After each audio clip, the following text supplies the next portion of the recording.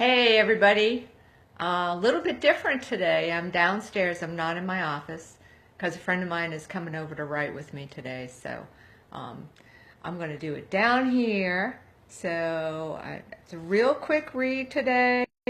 I'm going to give you a little bit of the Silver Dolphin, and this one is set in Hawaii. The backstory is that I was down there for a visit with an old college friend, and was sitting on the beach one day watching the whales breach. I think it was April, March or April. And one of them kept going over and over and over again. Kept breaching and breaching and breaching. And my ex-husband at the time, Bobby, and my friend Fred were out swimming with the dolphins. And all of a sudden, there was a dark shadow in between them and me where I was sitting on the beach. And in Hawaii, the shore goes down rather dramatically because of the volcanic ash. I was on the big island of Hawaii. So there is no gradual, you walk out a little bit, you're at your knees, and then you walk out a little bit more and you're at your waist. No, you walk out 2 feet and you're over your head. So anyways, they were out with the dolphins. I was watching this big shadow come up, and there was this baby whale. This calf had just been born. The mother was pushing it out for its first couple of breaths.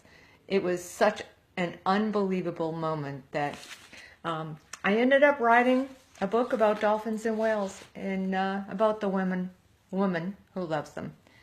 So this is set on, I think she's on the Big Island right now. So this is from the Silver Dolphin. Needing some time to think, Carrie took the long way home, heading south to Kalapana, riding along the edge of moss-green cliffs that fell straight down to black lava beaches. The ocean seemed bluer on this side of the island, and the white froth of the waves whiter when washing against jet-black sand. The smell of salt water bit at her nose and pulled against the loose tendrils around her face. She didn't turn on the radio, preferring instead to just watch the road twist and turn in front of her. Fan palms framed the drive. Bougainvillea and plumeria grew wild like a South American jungle, and ferns filled the spaces in between. This side of the island, with its rainforest and thick growth, was so different from the more arid Kona coast. The thick air slowed her down, calmed her. Without a word to Simone, Carrie found a place to pull off on the side of the road. She could see the tar-colored mounds where the most recent volcanic flow had stopped. She heard the hissing sound of the volcano's runoff spilling hazily into a boiling ocean. Without speaking, she got out and found a well-worn path which led down a steep walkway to a private beach. She and Alex had found this place 3 or 4 years ago, and the memory of their lovemaking made her stomach quiver. The waves thundered against the rim of black rocks that formed a tight cove like a protectively curving hand. Carrie strolled down the beach, letting the sound and smell of the ocean pound her, pummel her senses, until all she felt was a weightless emptiness. It always amazed her that this was the same ocean she saw every day in Kona. Its personality seemed different. Perhaps it was the black sand or the rock-protected cove, but whatever it was that made it so, she could feel it with every cell in her being. She watched several joking fishermen carry their catch of the day up the side of the cliff. They held the pole on their shoulders, balancing the fish between them. It struck her that Hawaiian fishermen still use the same techniques that their forebears had many centuries ago, and she remembered an old Hawaiian legend about a man named Kawalo. Matt had told her this story the night of her high school graduation after they had shared a 6-pack of beer and gotten beyond the giggling stage.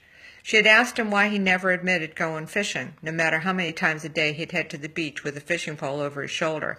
If she'd say, "Going fishing, Matt?" he'd say, "Nah, I'm just going to go sit on the beach for a while." At first she thought he just didn't want anyone to know where his favorite fishing spot was, but after a while she began to wonder.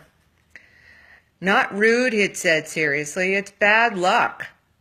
"What do you mean, bad luck?" "Let me tell you the legend of Kawalo. You know Pele, right?"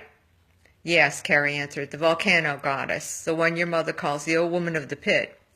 "Well, she's got a brother named Kawahoali, and he takes the form of a shark. That's why you see a lot of my brothers with shark's teeth around their necks. It's their aumakua. like a rabbit's foot or a guardian angel. Luck.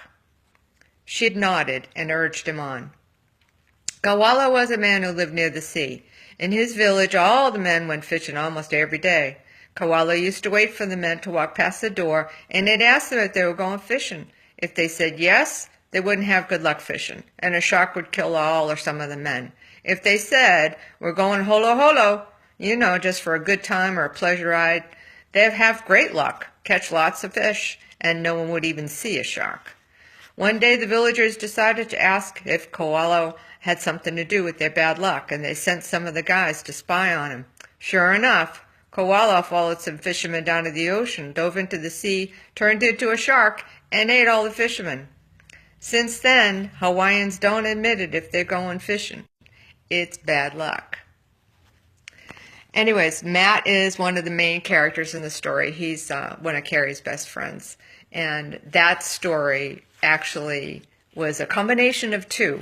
One that, an experience I had on the beach, and then a story that one of the fishermen told Bobby, my ex-husband. So, hope you enjoyed today's little bit of the Silver Dolphin, and I hope that everything is going well for you this holiday season, and that you will have a great day. Let me know what you're reading. Talk to you later. Bye.